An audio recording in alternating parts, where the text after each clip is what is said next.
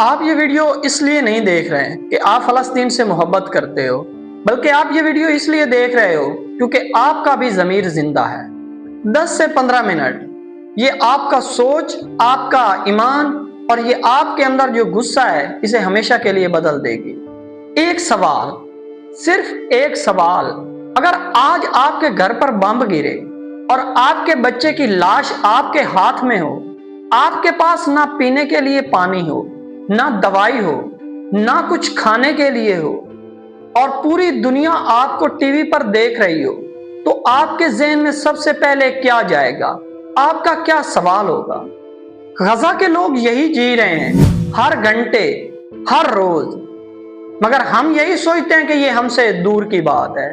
لیکن ہمارے پیارے نبی صلی اللہ علیہ وآلہ وسلم نے فرمایا ہے، مسلمانوں کی مثال ایک جسم واحد کی طرح ہے۔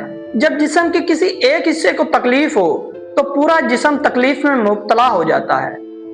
آج میں آپ کو وہ سب کچھ بتاؤں گا جو آپ کو میڈیا نہیں بتاتی، آپ کو کوئی نیوز چینل نہیں بتاتا۔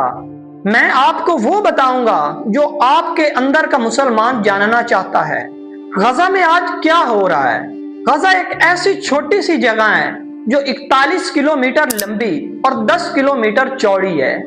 اس میں تقریباً 23 لاکھ لوگ رہتے ہیں، جو دنیا میں غنی آبادی والی جگہوں میں سے ایک ہے، اور یہی جگہ 2007 سے مکمل طور پر محاصرے میں ہے۔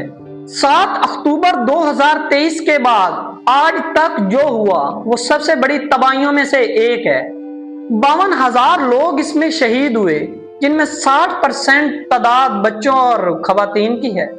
تقریباً 1.9 ملین لوگ بے گھر ہو چکے ہیں، 200 سے زیادہ ڈاکٹرز اور صحافی شہید ہو چکے ہیں، اور تقریباً 85% عمارتیں تباہ ہو چکی ہیں۔ وہ ہسپتال تباہ ہیں جہاں بچے اپنے علاج کے لیے جاتے تھے، مسجدوں کو مسمار کر دیا گیا ہے، خوراک، پانی سب کچھ بند کر دیا۔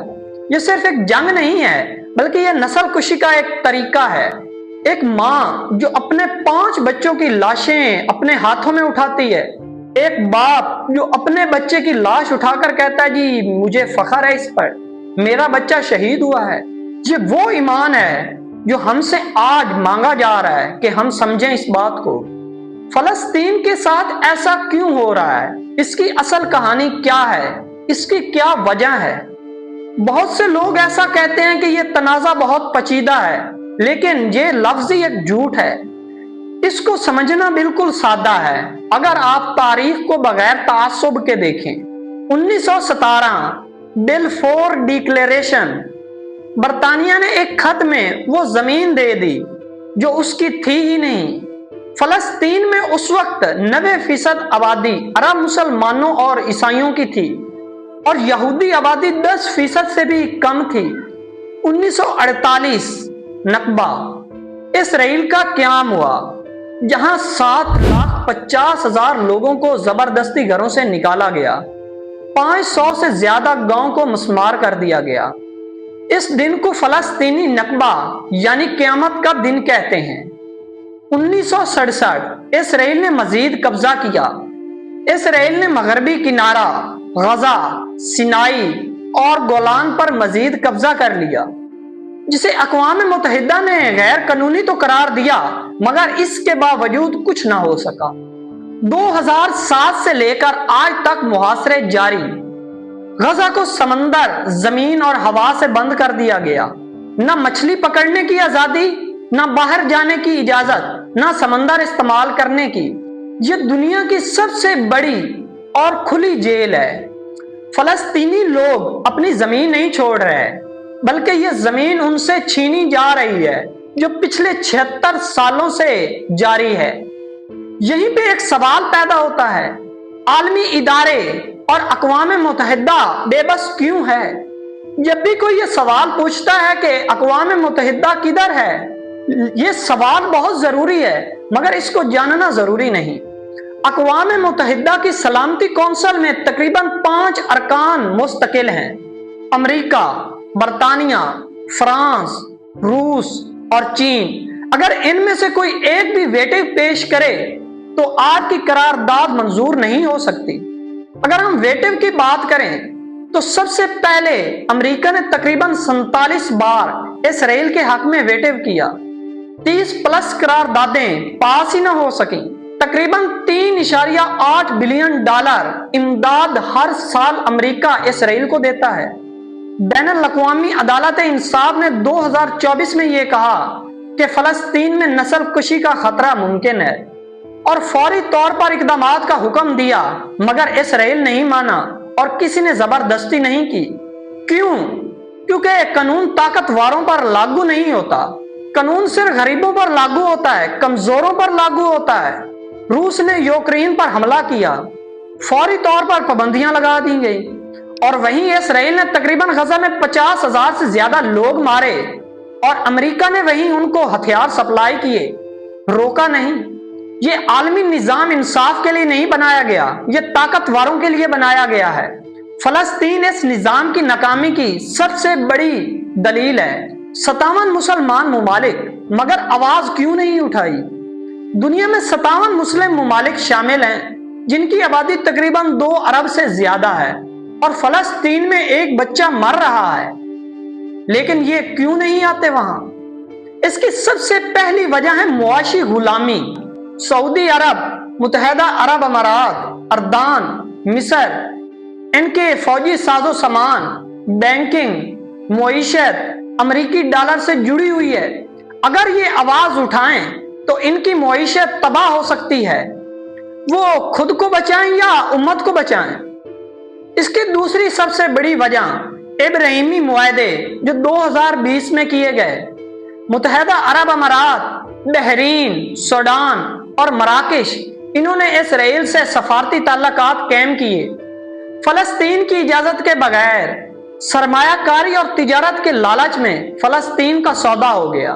اور اس کی تیسری وجہ اندرونی انتشار ہے۔ یمن جنگ میں ہے، سوڈان خانہ جنگی میں ہے، شام تباہ ہو چکا ہے، لیبیا بکھرا ہوا ہے، اور مسلم دنیا میں اتحاد ناممکن ہو گیا ہے۔ اور سمجھنے کی بات یہ ہے کہ یہ کوئی اتفاق نہیں ہے، بلکہ ایک سوچا سمجھا ہوا منصوبہ ہے۔ اگر ہم اس کی چوتھی وجہ جانیں تو وہ ہے میڈیا کنٹرول۔ جہاں حکومتیں میڈیا کو چلاتی ہیں، وہاں عوام کو غزہ کی حالتیں نہیں دکھائی جاتی۔ جب عوام کو پتہ ہی نہیں ہوتا تو سڑکیں خالی رہتی ہیں اور حکمران اپنی عیاشیوں میں۔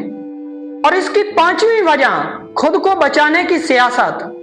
ترکی، ملیشیا، پاکستان یہ بولتے تو ہیں لیکن عمل محدود ہے۔ ہر ملک اپنی پریشانیوں میں گھرا ہوا ہے اور پھر جو بولتا ہے اسے اندر سے دبا دیا جاتا ہے۔ بے شک اللہ اس قوم کی حالت نہیں بدلتا جو قوم اپنے آپ کو نہ بدلے۔ مسلم ممالک کے حکمران تو خاموش ہیں لیکن مسلم عوام نہیں۔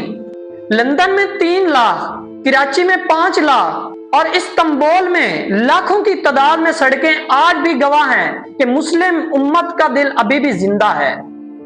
سوال یہ ہے، کیا اسرائیل کو روکنے والا کوئی نہیں ہے؟ بہت سے لوگ مایوس ہو کر یہی کہتے ہیں، کیا کوئی اسرائیل کو نہیں روک سکتا؟ کیا اسے روکنے والا ابھی تک کوئی پیدا نہیں ہوا؟ یہ بات سچ ہے لیکن آدھی سچ۔ اسرائیل کمزور ہے لیکن بغیر امریکہ کے۔